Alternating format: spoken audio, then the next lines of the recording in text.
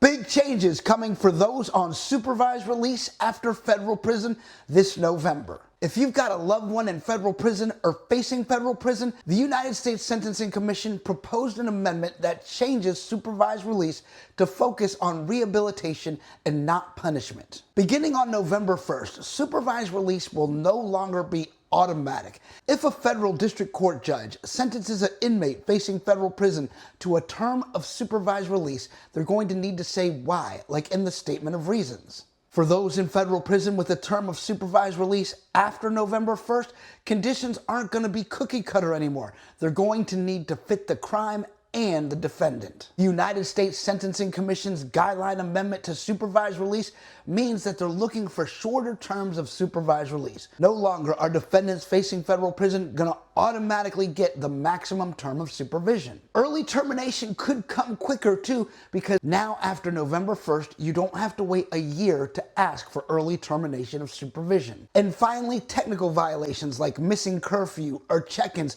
aren't going to mean automatic prison time. They're looking at rehabilitation and not punishment when it comes to supervised release. Now, these changes take place on November 1st, 2025, but they might take a little while to adopt in courts across the country.